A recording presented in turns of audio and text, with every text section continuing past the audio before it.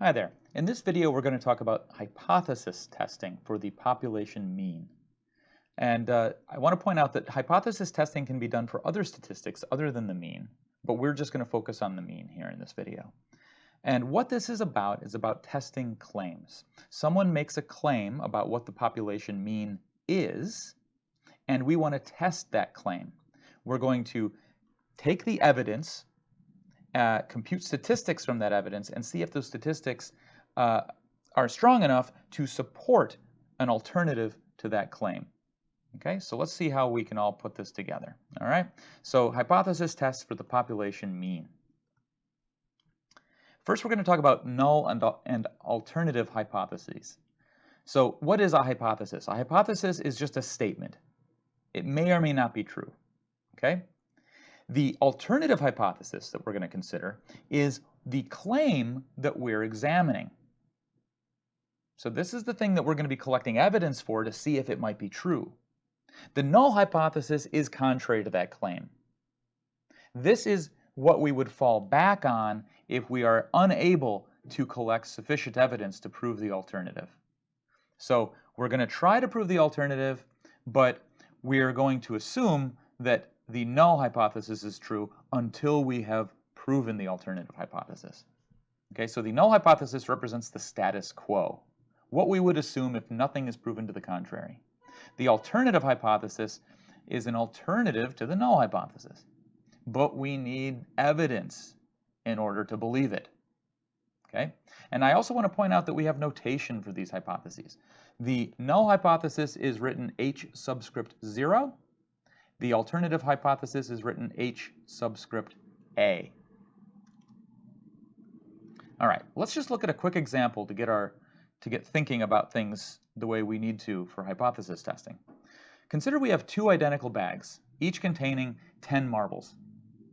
Bag A contains 5 white and 5 black marbles, and bag B only contains black marbles. You are handed one of these bags and suspect that it's bag B. So what we're going to do is we're going to formulate some hypotheses. Since you want to show that your bag is bag B, that's going to be the alternative hypothesis, which means the null hypothesis is the one that's contrary to that. Sorry, my computer just froze. Okay, I think it's back. The null hypothesis is the one that's contrary to that, so that's going to be that it's bag A. So what's the evidence that we're going to collect here? Well, what we're going to do is we're going to take whatever bag we have, and we're going to draw some marbles. Okay? So let's draw n marbles from our bag, and suppose that they all come out black. How strong is this evidence that your bag is actually bag B? It is supporting the idea that your bag is bag B, because bag B's got all the black marbles in it. Bag A only has some. But how strong is this evidence? Okay, well, let's think about what we're doing here. What we're going to do is, to get an idea of the strength of the evidence, we're going to have to make an assumption. Let's assume that we actually have bag A and measure the likelihood of getting the result that we just got. Okay, so assume the bag is bag A. Now let's look at the case where we drew 2 black marbles out of the bag. What is the likelihood of that occurring if the bag is bag A? Well, let's see. The probability of getting 2 black marbles, well, there's 5 black marbles out of 10. So the probability of the first one is black is 5 out of 10. And then for the second marble, there's only 4 black marbles left and only 9 marbles left. So the probability of drawing 2 black marbles is 20 out of 90, or 0.22. So what we're seeing here is that the likelihood of drawing 2 black marbles, if we did have bag A, would be about 0.22. It would happen about 20% of the time. So that's not very unlikely. So it's not very unlikely that we don't have bag A. All right, so let's look at the situation where we draw, say, 3 marbles. and they're all black. What's the probability of that happening? Well, the first probability, the first one's black, is 5 out of 10. Second one is 4 out of 9. Third one is 3 out of 8. What do I get there? I get about 0.08. So what would be the likelihood of that happening if it were bag A? It's only an 8% chance. So if I did have bag A, that's very unlikely to happen. Very unlikely that would happen, which makes me think it's probably not bag A, right? This is stronger evidence in support of bag B. Now let's look at the case where we drew 4 marbles out of the bag. Okay. Oh, make it 5. Make it 5.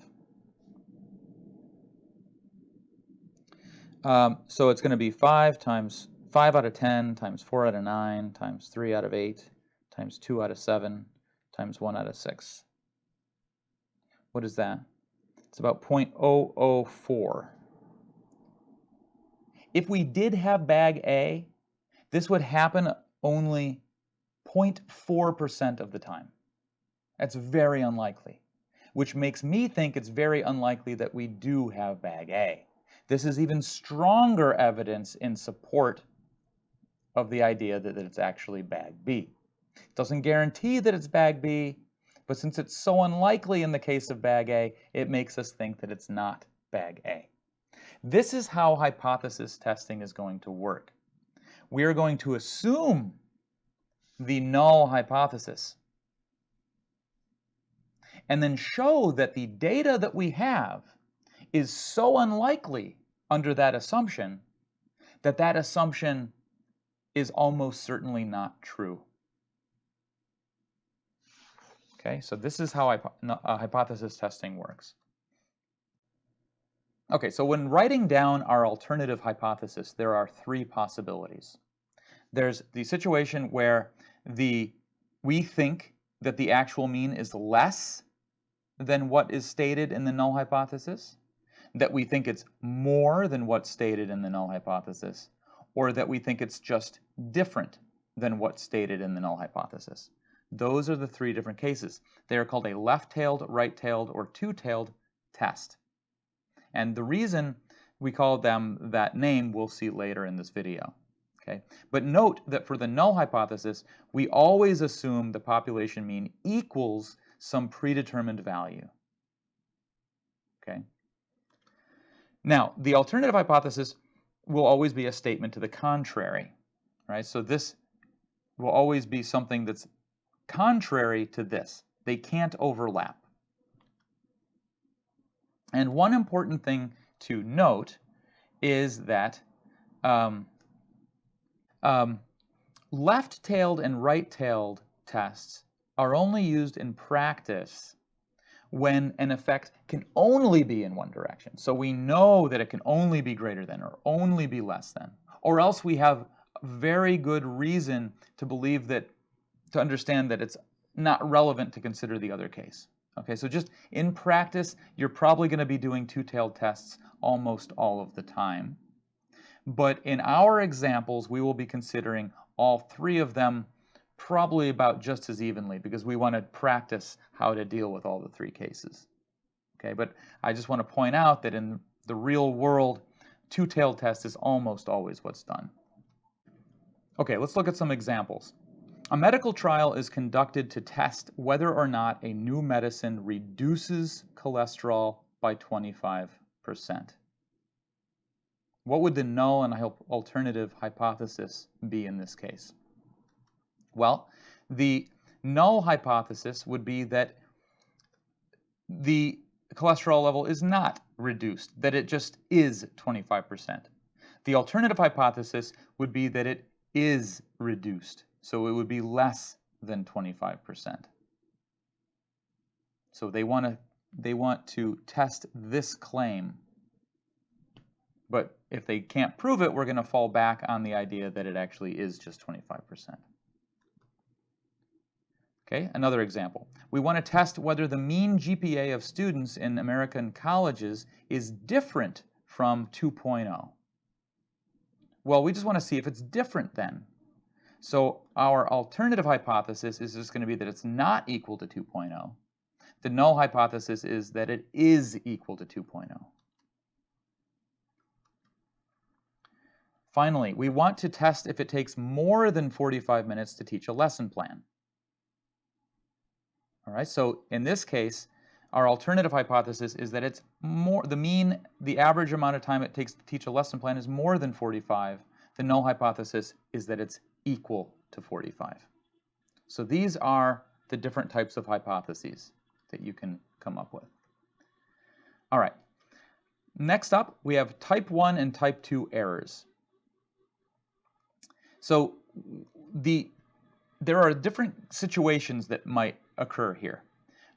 The null hypothesis is either going to be true, or if we can prove our alternative hypothesis, we'll prove that the null hypothesis is false, right? So the null hypothesis is either true or false. And when we finish the study, we will either reject the null hypothesis in favor of the alternative, or we'll fail to reject it. If our evidence isn't strong enough, we'll have to fail to reject it. So this gives us a 2-by-2 table.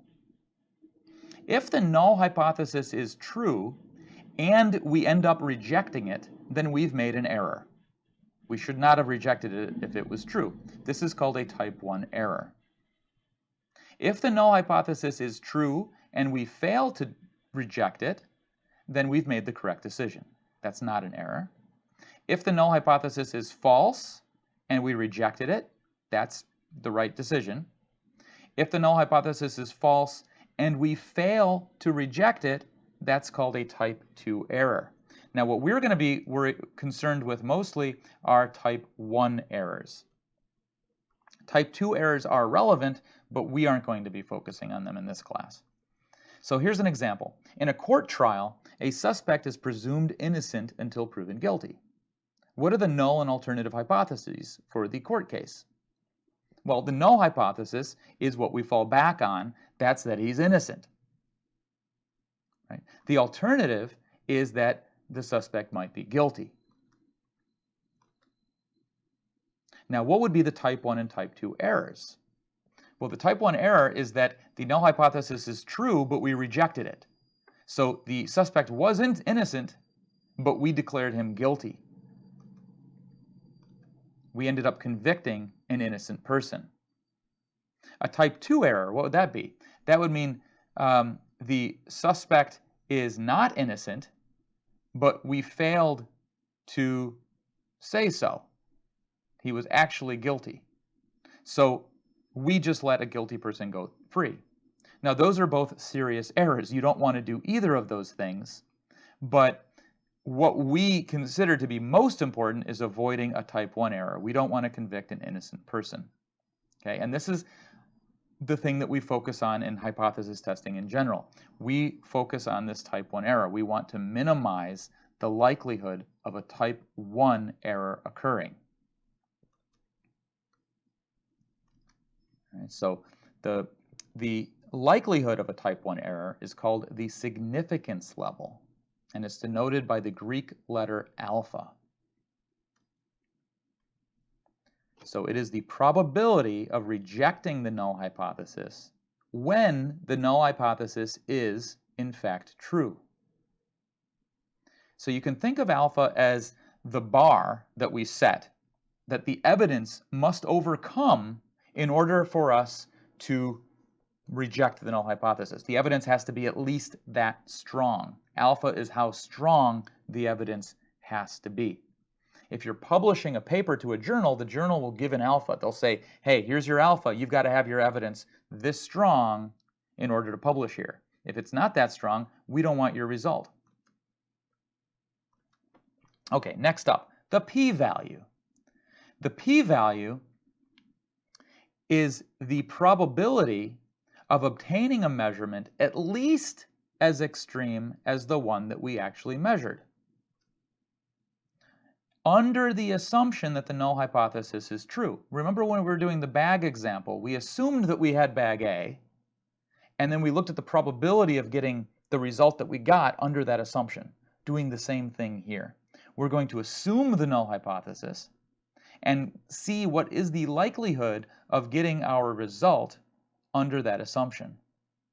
Okay?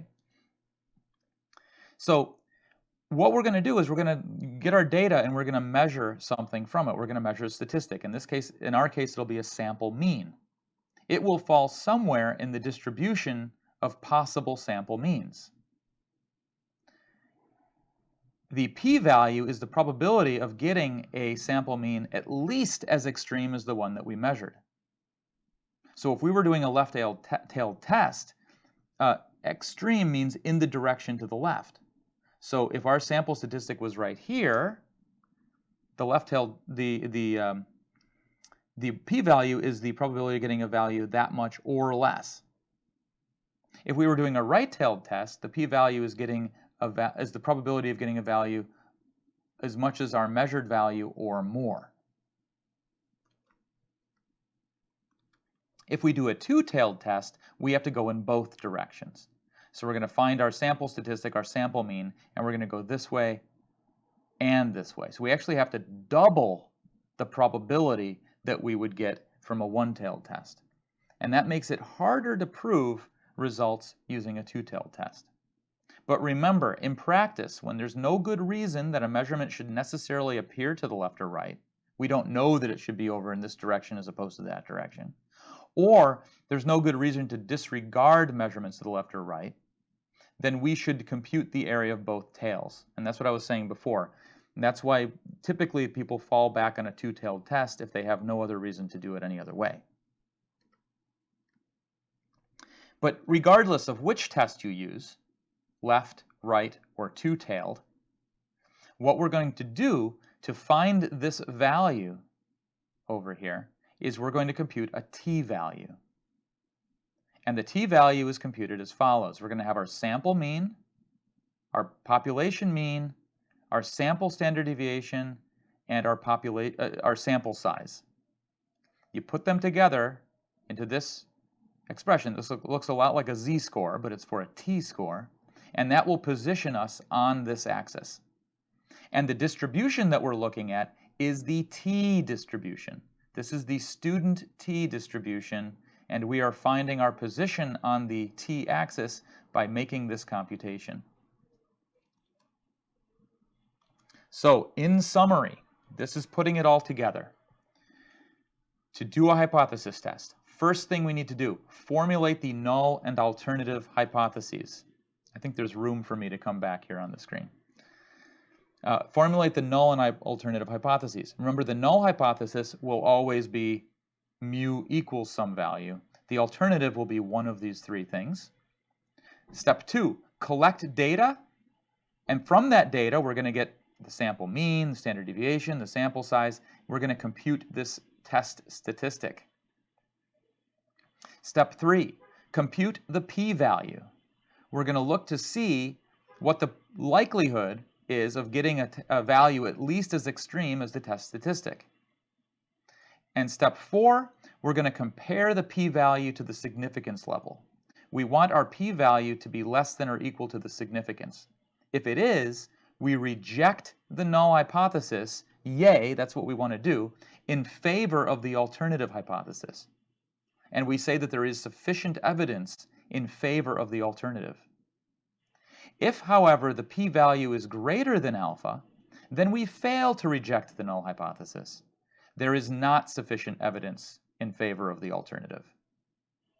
And let me point out one other thing here. We're using the t-distribution because usually in practice, we don't know the population standard deviation. All we have is the sample standard deviation.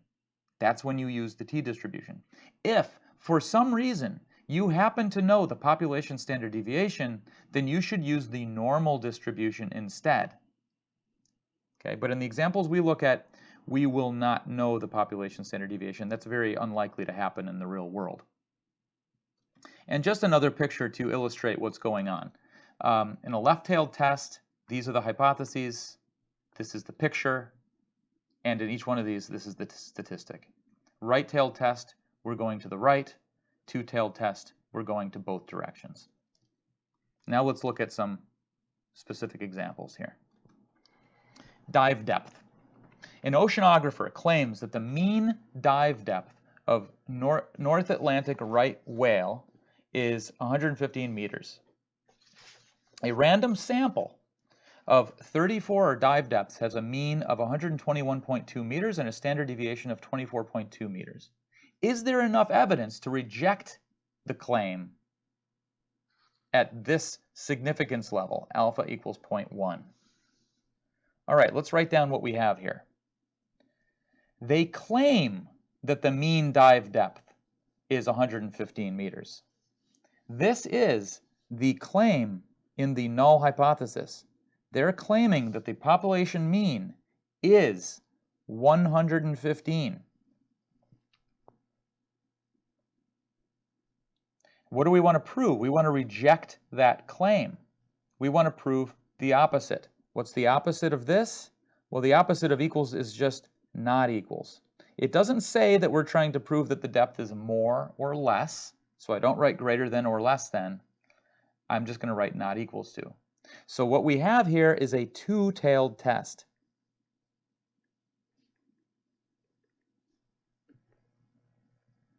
Two-tailed, because I have a not equals to. Now let's see what else we got here. A random sample of 34 dive depths, n equals 34, has a mean of 121.2. That's our sample mean. And a standard deviation of 24.2. That's our sample standard deviation. Let's put this together. We have to compute our test statistic. It is computed by taking the sample mean minus the mean from the null hypothesis and dividing by s over root n.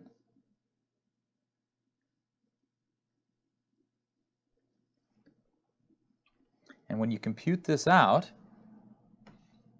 you get about 1.49.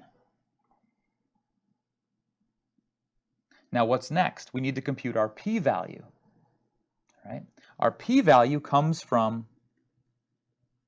the t-distribution.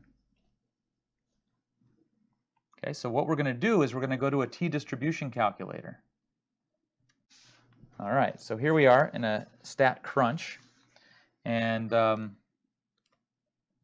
going to go get my t-distribution calculator. Here we are. Now I got to put in some parameters here. I got to put in the degrees of freedom. All right, so if you remember, the n was 34. The degrees of freedom is always n minus 1. So I'm going to put 33 in there. The t-value was 1.49. And if I hit compute here, you'll see I'm shading the area in the wrong direction. If you remember the picture for the two-tailed test, we're supposed to be shading the area to the right and to the left of the opposite side. Okay, so here I've got the right tail, but remember this is a two-tailed test, so this is only half of the p-value. I have to multiply this by 2 to get the final p-value answer. So I'm going to take this value here and multiply it by 2. And that gives me, what do I get here? 0.1456. Okay, so this is the data that we were able to get here. Now the question is the evidence sufficient to reject the claim at alpha equals 0.10? Well, remember what we need. We need the p-value to be less than or equal to alpha. Is this less than or equal to alpha? It's not. It's more than alpha. So we cannot reject the claim. Our evidence is not strong enough. Since the p-value is greater than alpha, we do not have sufficient evidence to reject the oceanographer's claim at the 0.10 level of significance. Okay, let's look at another example. Oil changes. A repair shop believes that people travel more than 3,500 miles between oil changes. A random sample of 8 cars getting an oil change has a mean distance of 3,675 miles since having an oil change with a standard deviation of 225 miles. At alpha equals 0.05, do you have enough evidence to support the shop's claim? Assume distances between oil changes are normally distributed. All right. So we want to support the claim. Okay. They are claiming that it's more than 3,500 miles between oil changes. That's the alternative hypothesis, is that the mean distance between oil changes is more than 3,500. The null hypothesis is that the mean is equal to 3,500. Okay. Now, let's see what we got here. We have a random sample of 8 cars, n equals 8. A sample mean of 3,675. And a sample standard deviation of 225. From this, we can compute the t statistic, their test statistic. Right? So we're going to take our mean, subtract the mean from the null hypothesis, divide by s over the square root of n. Okay, that gives us our test statistic, which comes to about 2.20. Now what I want to do is use the t distribution. Can we use the t distribution? Well, that's what this statement here lets us do. It says assume they're normally distributed. We have to be careful. We need to verify that either the sample size is at least 30 or that the original distribution is normally distributed. We don't have a big enough sample size, but we do know that the original distribution is normally distributed. So yes, we can use the t distribution. Okay. So what we're going to do is go ahead and do that. I'm going to put this information in here. The n was 8, so our degrees of freedom is 1 less than that. It's 7. Right? Our t is 2.20. And what kind of test are we doing? I didn't write it down. We're greater than, so that's a one-tailed test. It's a right-tailed test. Oops. Right-tailed test. So I'm going to shade off to the right, which is what we've got here. Right? And I see the p-value is this number right here. So we have our p-value is 0.0319. Right?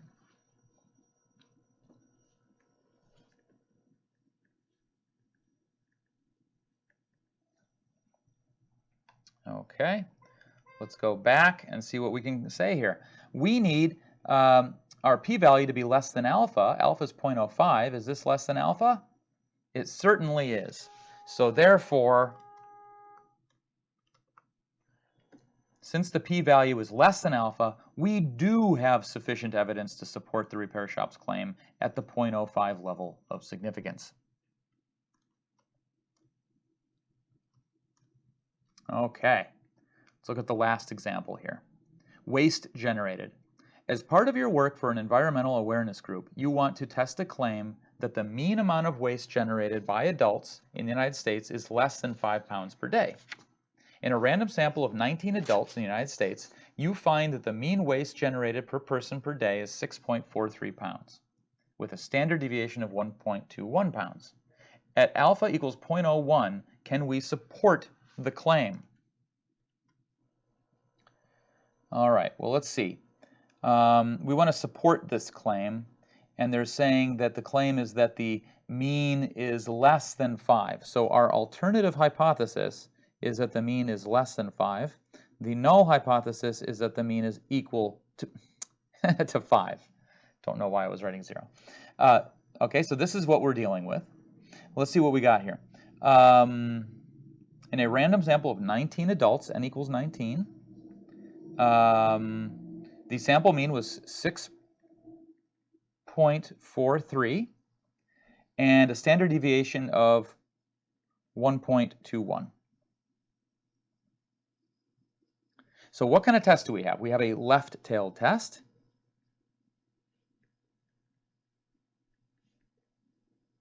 And I can tell because it's less than. Okay. Normally distributed, so we can go ahead and use the t-distribution. All right, but now just let me point something out here on this one. Let's look at our data. All right. We want to show that the mean is less than 5. We are going to assume a distribution with a mean equal to 5. All right. So the mean is here at 5. What value did we get? We got 6.43. What kind of test is it? It's a left-tailed test. We're going to the left. Look at how much area we have. That is over half the area. That is a p-value greater than 0.5. I don't even need to compute the test statistic to see that. All right, so I can stop this right now. Since the p-value is necessarily greater than 0.01, it's greater than 0.5, right? Just look at the picture here. It's greater than half the area under the curve. The evidence does not support the awareness group's claim. Okay, so what happened here is our sample statistic here did not agree with the alternative hypothesis. It's not less than 5. So we are doomed from the beginning, right? If this is not in agreement with what the alternative hypothesis says, you are guaranteed to have a huge p-value greater than 0.5. It's not going to be less than your alpha. So we can stop right here. You could go and compute the t-statistics and put it into StatCrunch, and you'll see the same thing. You'll get a very big p-value. If you want to see exactly what it is, I invite you to do that. But we can see just from common sense that it's going to be too big. Okay, so that is it for these for hypothesis testing. I hope you learned something.